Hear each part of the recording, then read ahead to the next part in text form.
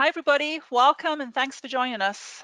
Tonight is the second in our series of 3 webinars on a discussion on race in ophthalmology. I'm so glad that you chose to be here with us and to be part of the discussion. I'm Gaynor Fries. I'm the Executive Director of OWL, and tonight I'm be joined by our colleagues Dr. Craig Piso and Patricia Morris, who are going to help us explore how we become agents of change. I want to first just take a moment to thank our sponsors for the evening. OWL is a 501c3 organization, and we rely on membership dues and sponsorship income to help us function. And so we're very grateful to our partner companies, to J&J Vision, to Star Surgical, to Novartis, to Alcon, to Allergan and AbbVie Company, and to Bausch & Lomb. We really appreciate your support as we go from year to year, and thank you for everything you do for OWL. I want to give a special thanks to Continuum for sponsoring this webinar series of 3. Monty, Jared, the team, you guys are the best. Thank you so much for stepping up. You're such great supporters of advancing diversity and leadership. And I did want to share something with you that was just brought to my attention today, actually. If you go to the Continuum website, you will see on there a statement from them about the support of Black Lives Matter, but also an announcement that Continuum is committing $100,000 annually to ensure that members of the Black community in the US are not deprived of a sight restoring cornea transplant due to finances.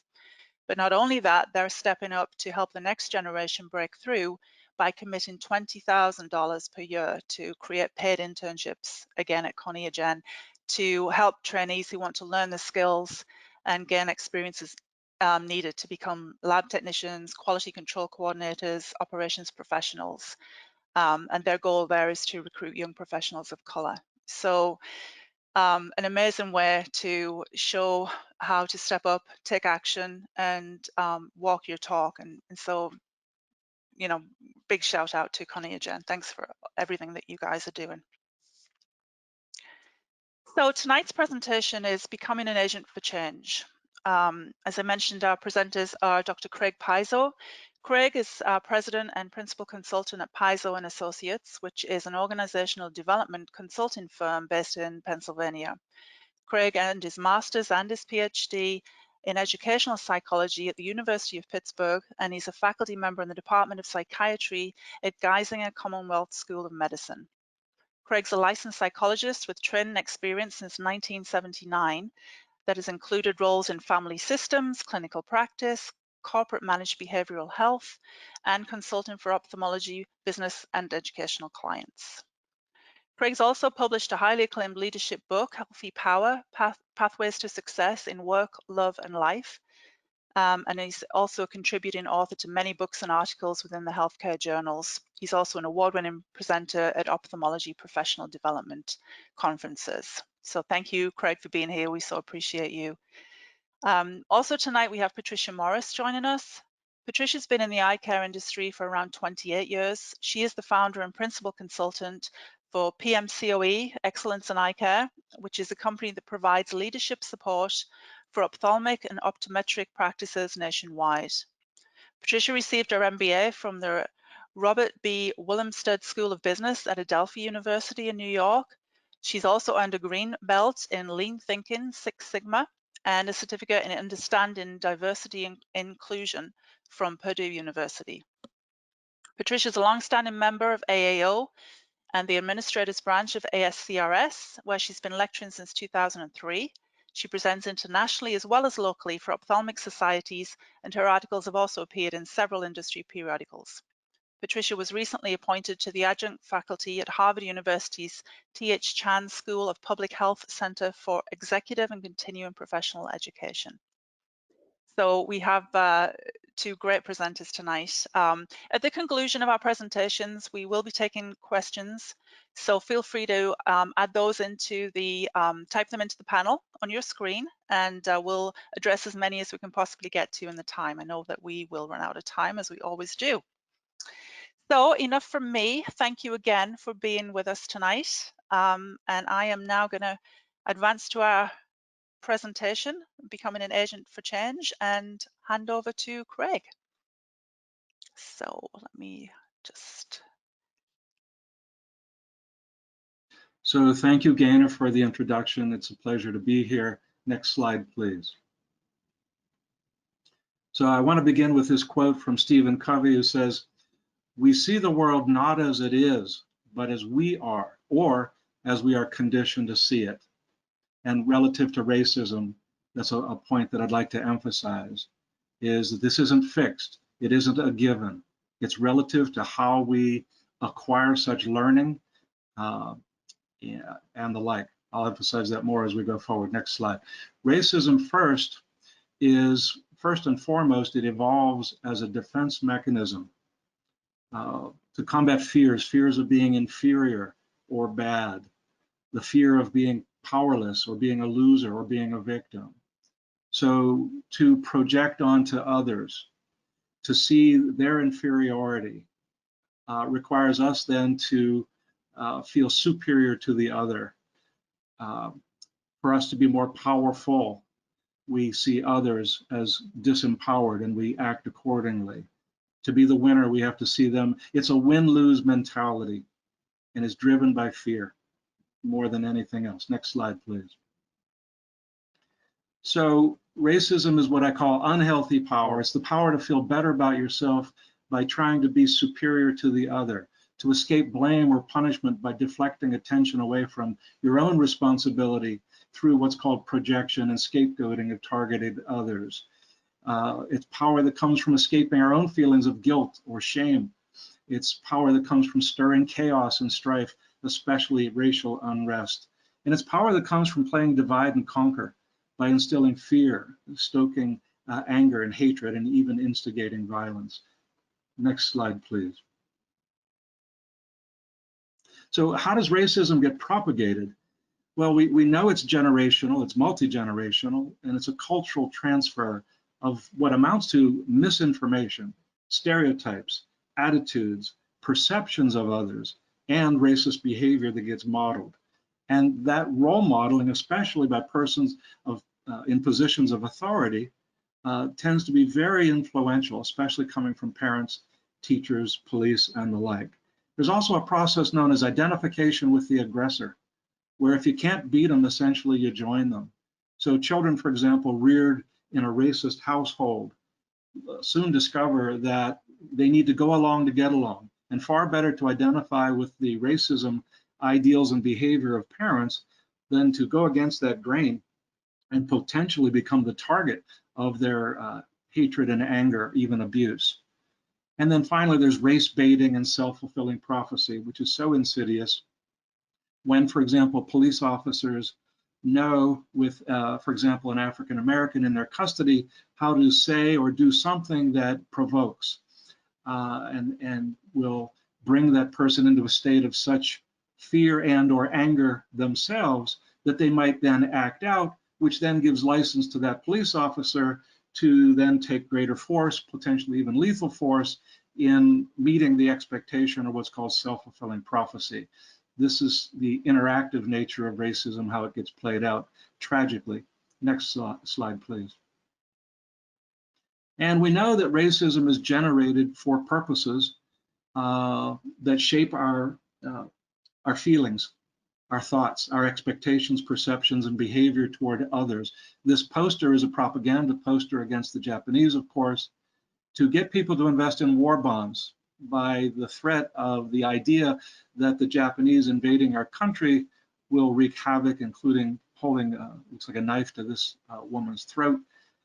So the bottom line is back up our battle skies, invest in war bonds. But it's racism that's generated to shape our feelings, especially our fear, our worst fears. Next one, please. And racism usually involves a process of dehumanizing that is separating and disconnecting from what we might call the other, differentiating the me from the not me. We're not on a level playing field. We're not even all human anymore in the extreme of dehumanizing. And then it's us versus them, categorizing and segregating away from the other. And then portraying and casting whole groups of people as being a threat, being subhuman, unfeeling, mindless, unthinking, and even justifiably being punished or exterminating them without compassion or any vicarious suffering. At its extreme, the racist will reframe even killing and genocide as noble and heroic activity. Next slide, please.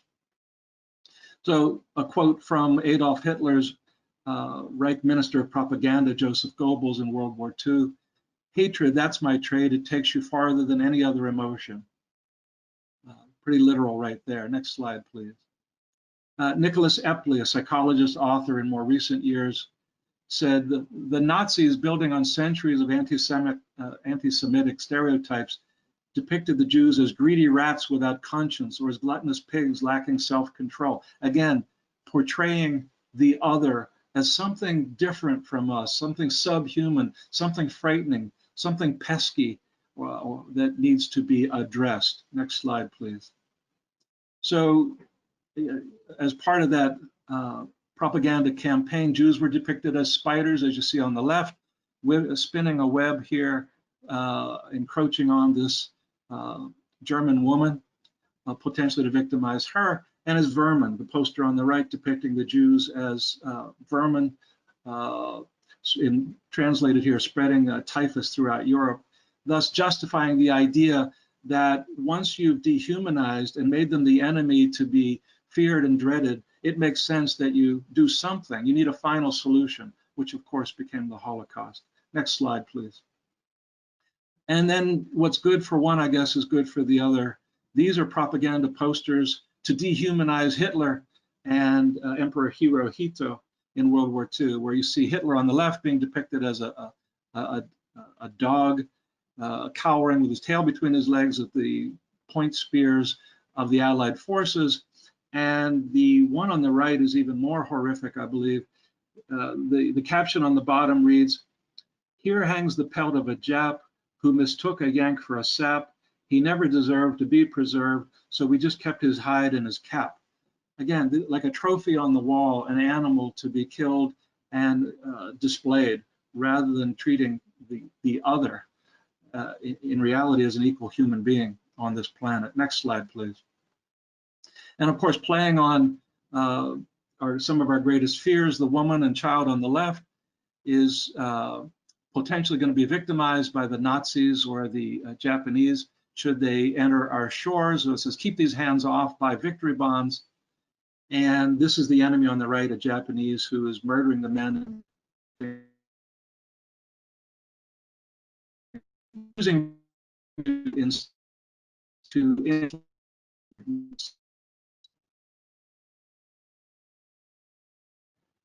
next.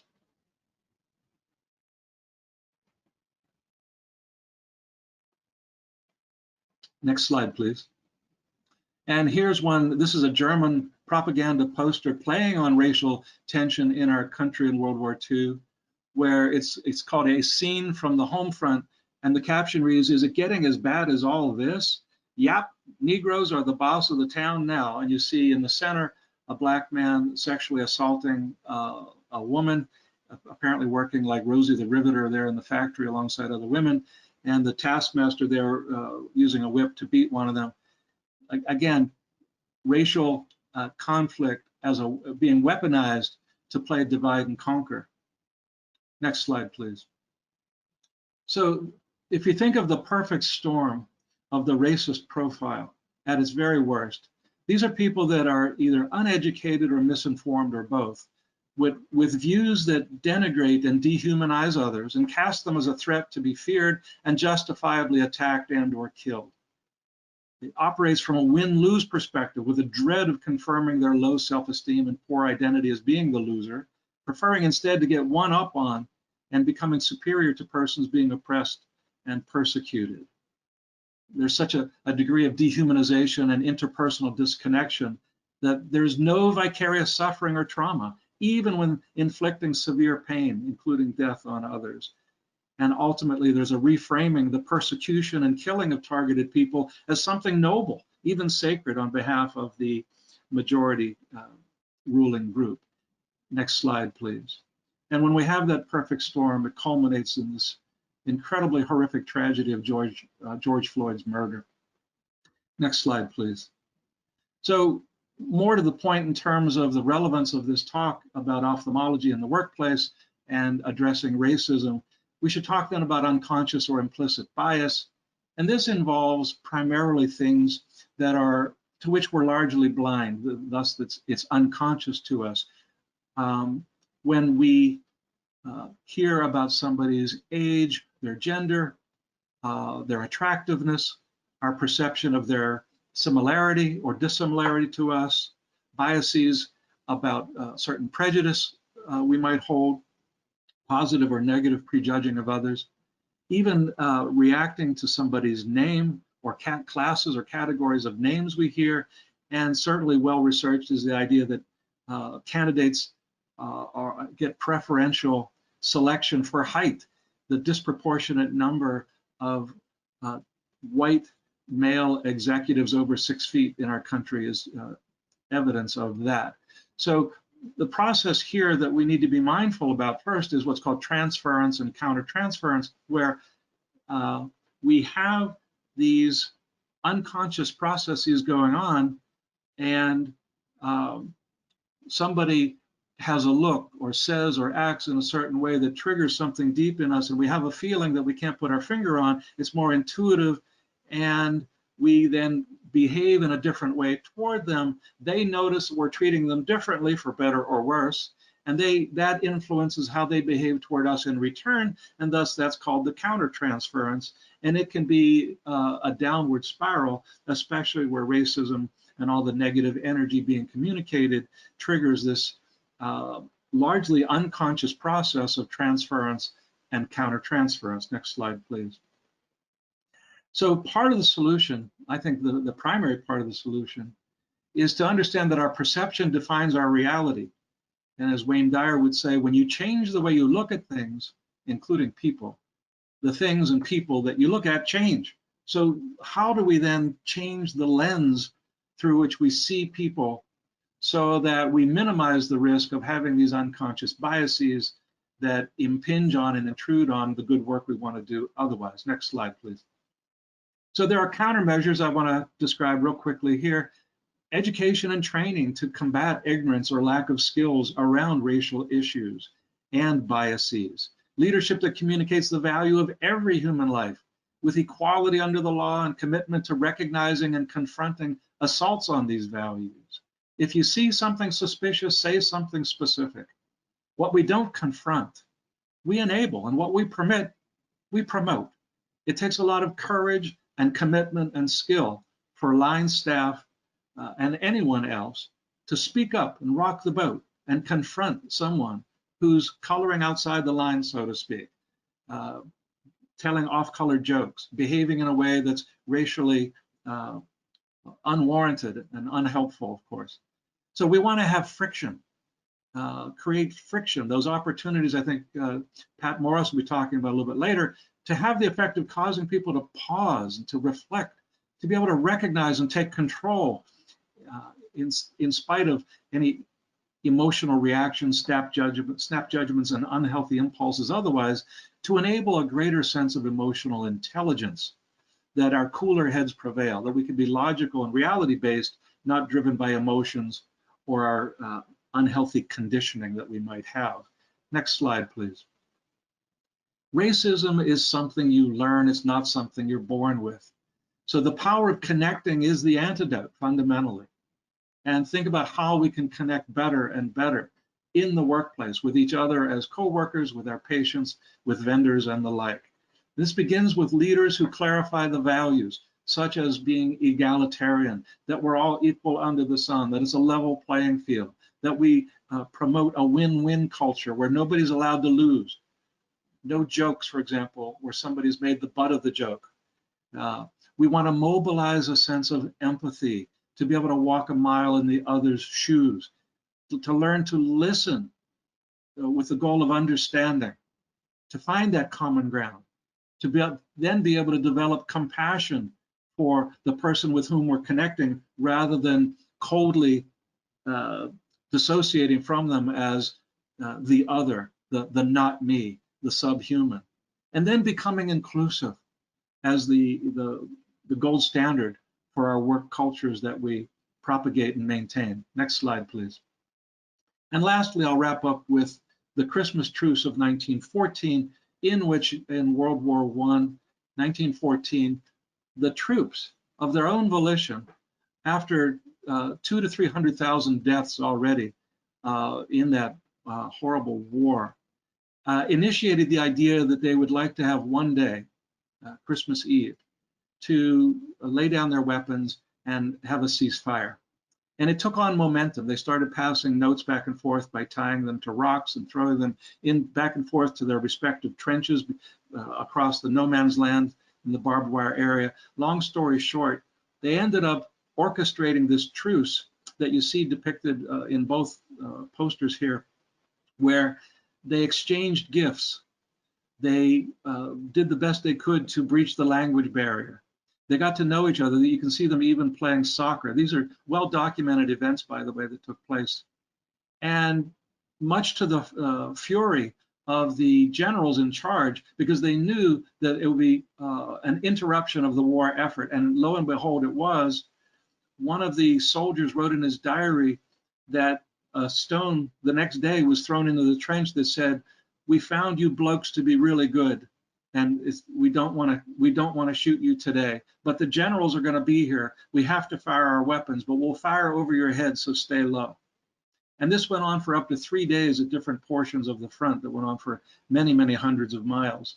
And to a point where the generals, recognizing that they weren't able to kill each other after having made these interpersonal connections, when they found that common ground, they could no longer believe the propaganda that would have led them earlier to kill more mindlessly. Their heart was in it, and they couldn't be soldiers in the same right.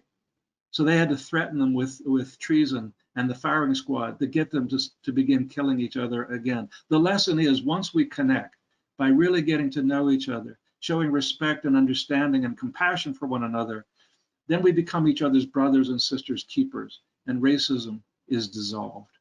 Thank you very much.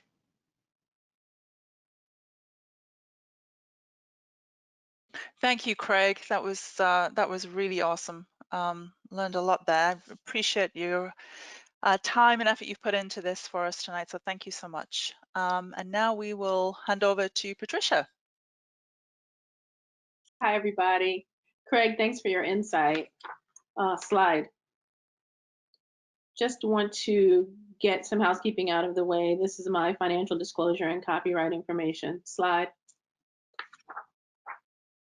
So before I delve into my portion, I want to express my appreciation to Dr. Bluebell, Dr. Bowden, Dr. Okiki for the listen and learn discussion last week. It was really engaging. I'm grateful for their honesty and transparency. Some of the quotes from last week that stood out for me: racism is a public health problem. Only 6% of ophthalmologists are minority providers. 2.5 are African American, 3.5 are Hispanic, and 0.5 are Native American or other descent. Compliments are often offensive, and I'm going to talk about this a little bit later. It's something you get used to, which is sad and unfortunate, and it becomes the norm, also sad and unfortunate. Slide. The learning objectives for my session are how others are different than us, self-awareness and transparency, becoming more inclusive, and creating a safe space. So our goal is to influence change at work. Slide. Ways others are different than us. I know this slide looks very busy, but I want you to focus on the left side, which is a diversity wheel. So I feel it's important that we first acknowledge the many ways others are different than us. This slide shows the diversity wheel, and these are the diversities we encounter. Some are visible, some are not. Included here are age, gender identity or expression, gender, national origin, sexual orientation, mental and physical ability, race and ethnicity, education, political beliefs, family, organization role, language, communication skills, income, religion, appearance, and work experience. That's a really big list. How do we navigate these differences in the workplace? Slide. I think the first step is for us to become self-aware and transparent. So where are you? The photo displayed in the Intercultural Development Continuum. The source of this is Mitchell Hammer, the founder of Intercultural Development Inventory, and I'll give you the link for IDI at the end of the presentation. This continuum has 5 positions: denial, polarization, minimization, acceptance, and adaptation. The definitions are in the slide, so rather than define the positions, I feel it is much more effective to point out characteristics of each of these positions and how it affects our workplace. Let's start with denial. A characteristic of denial is limited understanding, disinterest, avoidance. When denial is present in the workplace, cultural diversity feels ignored. A person in denial might make statements like, I do not have much contact with, and they'll share an ethnicity or a culture. Or as long as we speak the same language, we can work together. The next position is polarization. Polarization is a defensive evaluative posture. Craig mentioned this earlier, think us versus them. There is an overemphasis of differences without understanding. When polarization is present, cultural diversity feels uncomfortable. A polarized person has an overly critical perspective. Minimization, this falls right in the middle of our continuum. In such, it is considered a transitional mindset. At this position, commonalities are highlighted as a strategy for navigating values determined by the dominant culture. This is an important point. Craig also mentioned going along to get along. So think of this from a survival value for the non-dominant culture.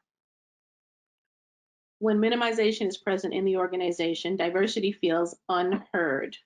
A person with this mindset might say, the only race that matters is the human race. I'm colorblind. Or regardless of differences, all people are motivated by the same things. Another statement might be, they may be diverse, but when you get to know them, they are pretty much like us. So I want to just take a moment right here to share a personal experience. Earlier, I mentioned one of the quotes from last week's session was, compliments are sometimes offensive. So historically, and we're talking about Pat Morris history, whether or not we're talking about school, so I would say my higher education or the workplace, or even professional organizations and religious organizations, I've often heard someone say, she's African American, but. So that but is offensive to me because it's almost like they're saying that I'm African American, but I don't act African American or don't speak African American. And that's scary and it's offensive and it's totally not a compliment. And I've experienced it again and again and again. So just to be 100% transparent, African Americans, there's a wide range of African Americans, just like there's a wide range of every other culture. And earlier this morning, I'm not sure if it was on Facebook or if it was on LinkedIn, but I saw a post that said, not all Black people are criminals, not all white people are racist, not all police are bad, and ignorance comes in many colors. So I felt that that really resonated with my experience. So that's why I wanted to share that. The next position on the continuum is acceptance. This is where we recognize and appreciate patterns of differences and commonality. There is healthy curiosity when acceptance is present in the workplace and the diversity feels understood. So let's unpack curiosity for a moment. Research suggests curious people are more successful in working with diverse groups. These are the people that are willing to ask the complex questions in a respectful manner and seek answers to those questions. Finally, adaptation. Adaptation is deep cultural bridging and continuous learning. When adaptation is present in the workplace, diversity feels valued and involved. Under adaptation, we use describing, interpreting, and evaluating as a bridging technique when faced with differences. Slide. So, becoming more inclusive. Now that we have identified the differences and have a better understanding of the continuum and where we are in that continuum, let's discuss how we can be more inclusive based on our position. First and foremost, be open. Openness means you are receptive to different ways of thinking, feeling, and behaving without feeling challenged or threatened. Learn to suspend judgment of those different from you. Avoid snap decisions, stereotyping, and defensive thoughts. So I'm asking the question again, where are you? If you're in denial, recognize the existence of diversity and cultural differences. Gather accurate information, initiate contact, and foster trust, friendliness, and cooperation. If you are in polarization, mitigate judgment. Emphasize common humanity and focus on universal values. If you are minimizing, reflect on ways others are different without the reasons for their differences and what, if any, are the result of these differences. If you are accepting, reflect on one of your core values. Identify a diverse group who may not share this value. Can you accept this diverse group without giving up your own values? Ask yourself these questions. Are you demonstrating empathy, flexibility, acceptance, and social adaptability? Learn to adapt and adjust your communication style. Perfect your risk-taking and problem-solving skills, and adopt an attitude of openness. Slide. Creating a safe space. What can we do now? Here are some practical undertakings you can do now to begin to influence change in your organization. Find a need to be aware of your own bias, implicit and otherwise, and monitor them so you can self-regulate. Reframe and reconsider. It's also not easy to manage thoughts and emotions, especially when you're the person being treated unfairly. Resist allowing your emotions to ruin this opportunity to confront and dialogue about the matter. If you have not already done so, formally address the current climate and how it relates to your organization's mission, vision, and values. Several of my clients, the medical directors there, have sent out, unprompted by me, messages to their staff, very transparent messages, not only sharing, how uncomfortable they've been over the last few months, but also laying themselves open and even saying in some cases, I have no idea what it feels like to walk in your shoes, but I want you to know that I'm here and we can have the conversation. I think that is so progressive. Update your handbook to make sure it includes an EEOC statement and outlines disciplinary action for violations to your diversity and inclusion policy. Offer sensitivity training to your staff. Mandate training for your supervisors, managers, and associates. Mandate training for staff who demonstrate any form of bias. So think here, social media. Social media is huge these days, and oftentimes on a person's social media page, they may say where they work or what their job is. They may have even liked the social media page that the organization has. Well, what if that employee has now posted some comments that are not reflective of your practice? What do you do then? It is 100% the employer's responsibility to maintain a workplace that is discrimination and harassment free. In simple terms, you want to avoid an EEOC claim. In 2019, 73,000 EEOC claims were filed, and $400 million were paid out in compensatory and punitive damages. For practices with staff between 15 and 100,000 employees, that compensatory can be up to $50,000. You want your employees to feel safe. Maintain open, constructive communication surrounding self-monitoring, recognizing unintentional bias, reframing, and reconsidering.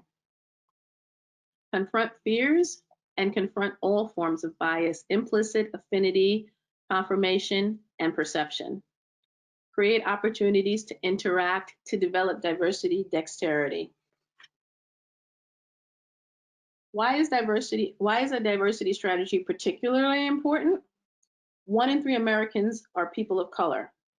So under that will include Hispanic, Asian, Pacific, and African American. Their buying power exceeds over $2 trillion per year.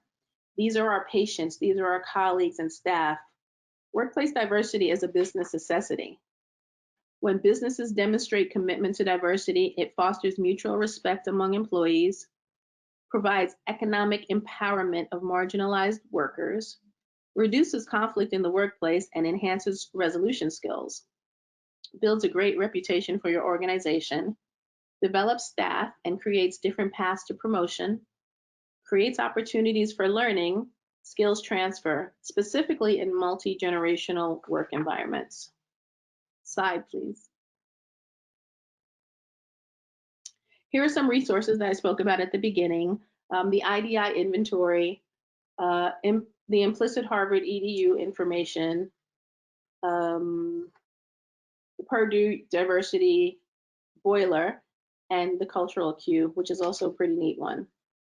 I believe Gaynor previously shared the project implicit in a separate email following the last webinar. So while that has a great quiz, I think the IDI is more robust from an organizational standpoint. But check them all out in your journey to self-awareness.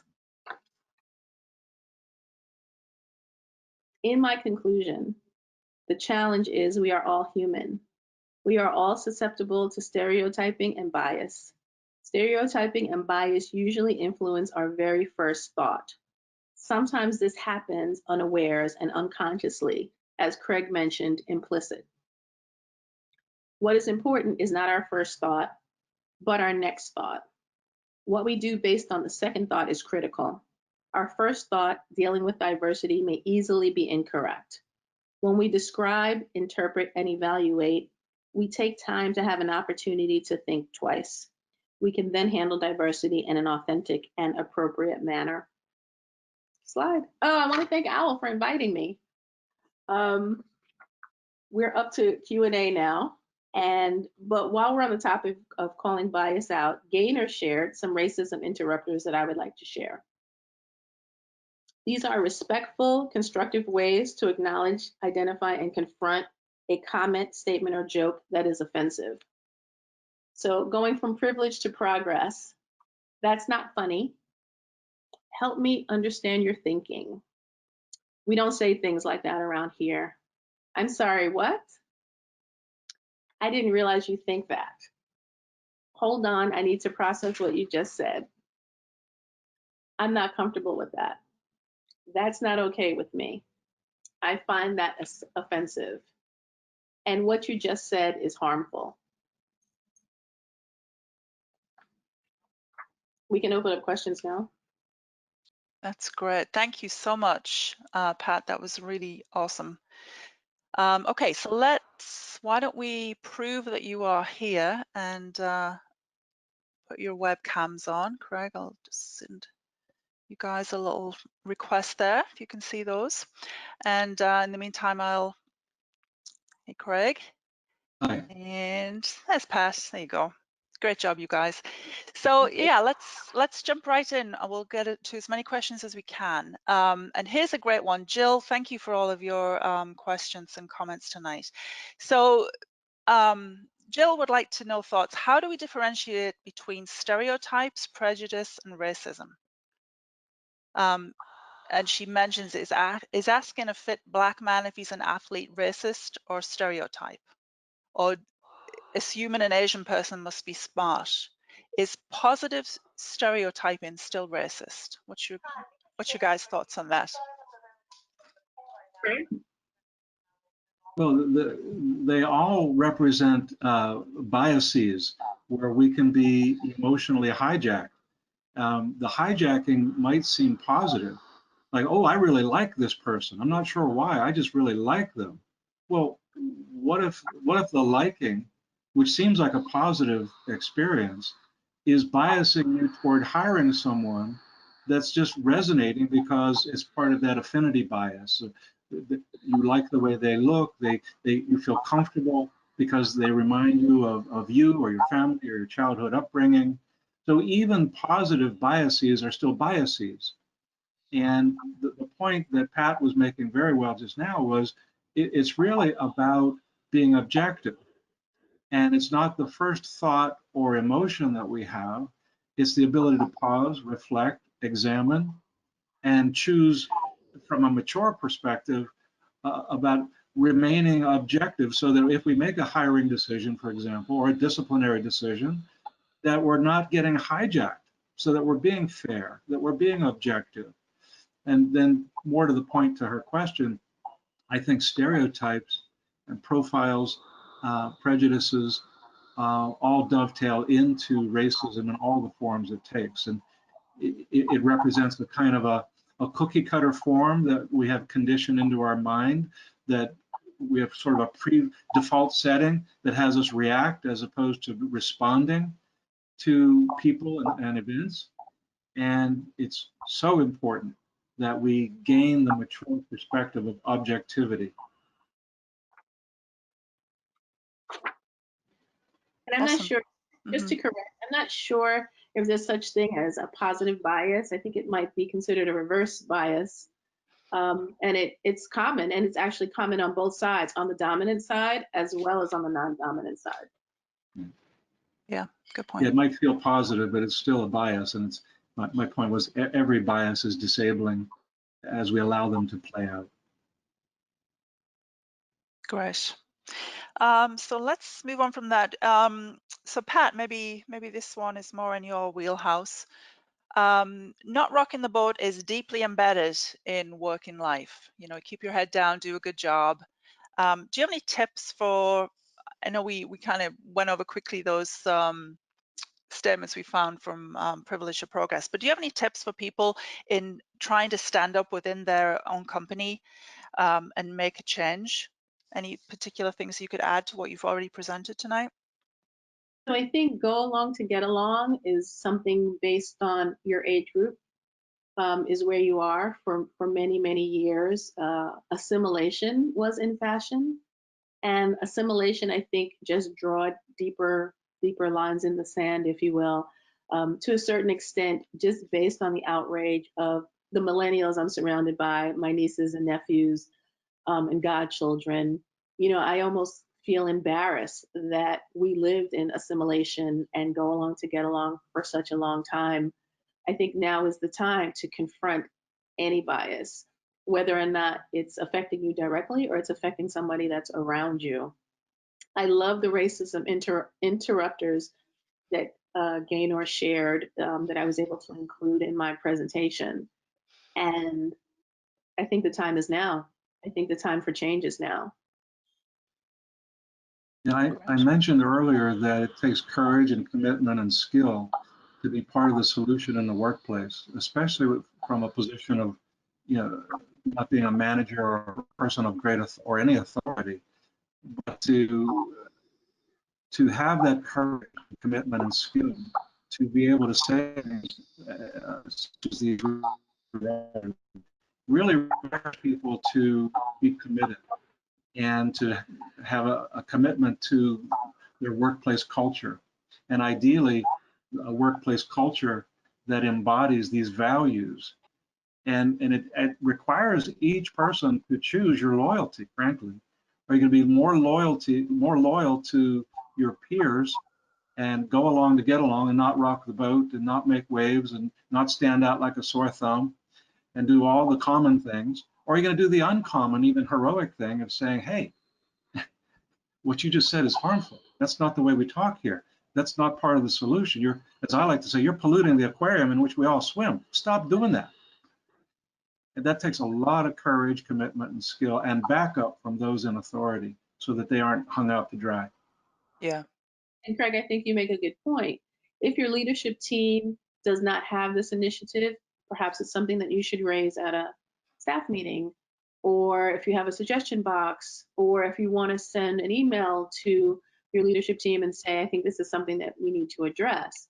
And perhaps you internally can have a steering committee, and it could be a multicultural, multi-generational committee of 5 or 6 people to help drive your diversity and inclusion policy.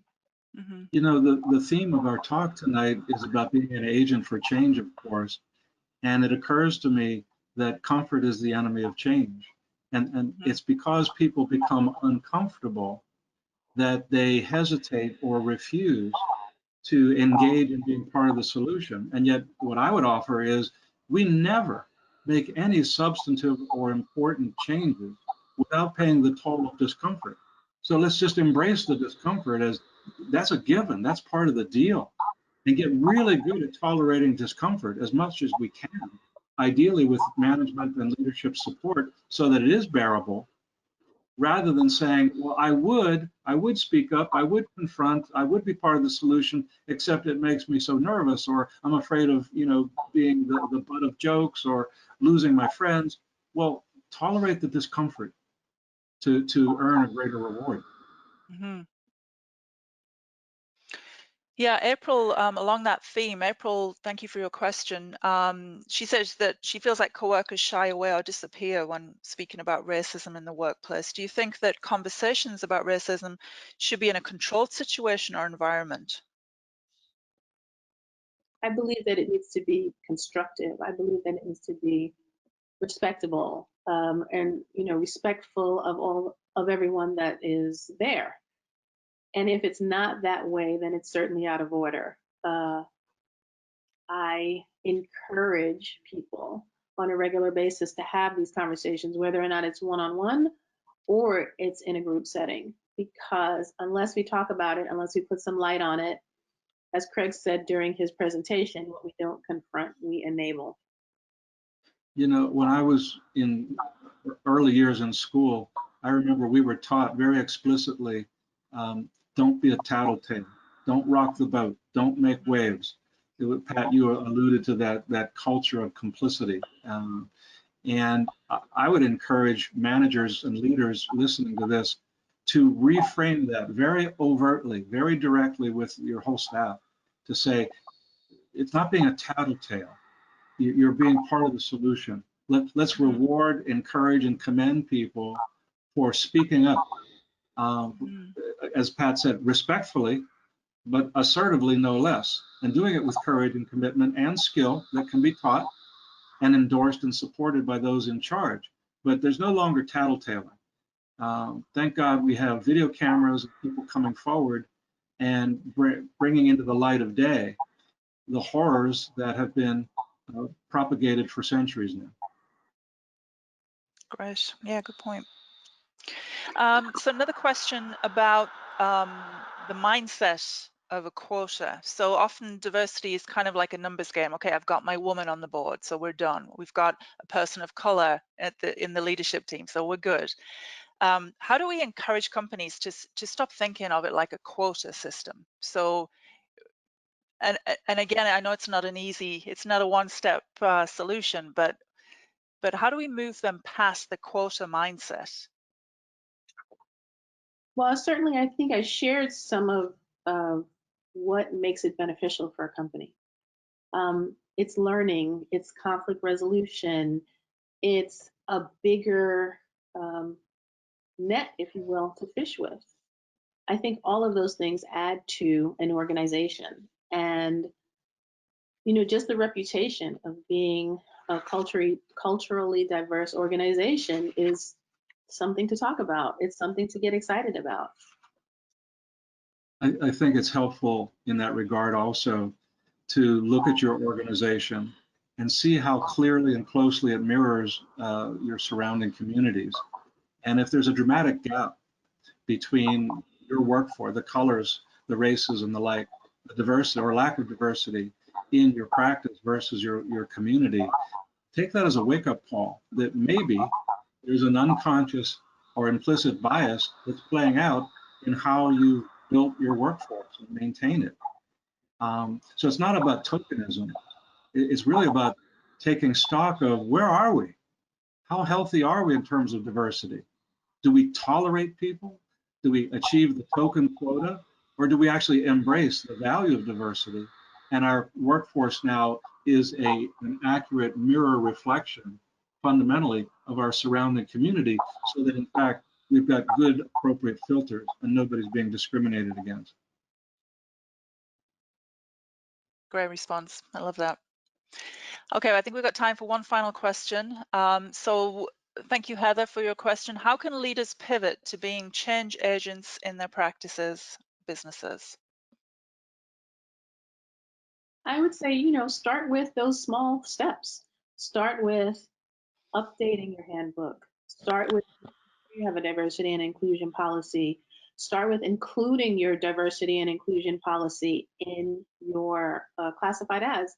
When you're running ads for employees, let the employees know that, we are a diverse and inclusive environment to work in.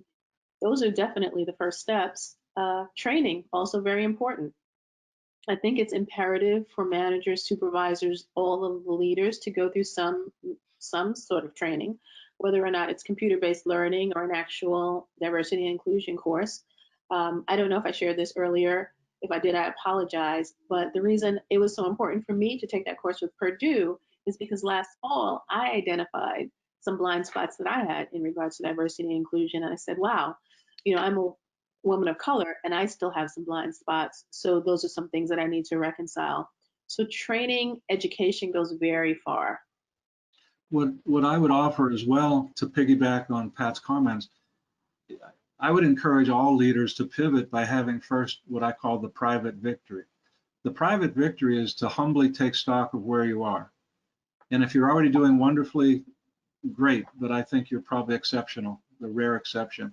All of us can get better and grow and develop and mature to be more inclusive. It's about clarifying our own values, taking stock of where we are, accepting that we have blind spots, which by definition we can't see, and sometimes then taking the courageous step of asking for help, hiring somebody like Pat to come in and do an assessment, a cultural assessment and/or training around diversity and its implementation. But the first step is the private victory, a heart for and a longing for a higher level of consciousness to build a healthy culture that embraces diversity as an asset rather than tolerates people as a must-do to look good. Mm-hmm. And let's not discount the self-awareness part and the transparency part. What if you're in denial? Okay, we've identified that you're now in denial. What steps do I need to take to move out of denial into the next step in the continuum? Well, that's a great place to end, I think. We can all look to ourselves and help make things a little bit more equitable around us. And I really appreciate you guys taking the time out again to be part of this tonight. Thank you to everybody who joined us. We will be sending out the recording to this session along with the slides used tonight. And I hope that you will take all the things that we talked about and the tips and the resources that we send you and make some change in your own direct circles. Next week, we have our final webinar in the series of 3 that will be on July 15th, and we're talking about the next generation. That is how we can help people of color, encourage them to come into ophthalmology. Let's have a look at what's going on with residencies and see if there's anything that we can do to encourage, get that 6% up a little bit. So have a great night. Thank you again. And I hope to see you on the 15th. Thank you, Gaynor. Thank you, Owl. Thank you so much. Okay, good night, everybody.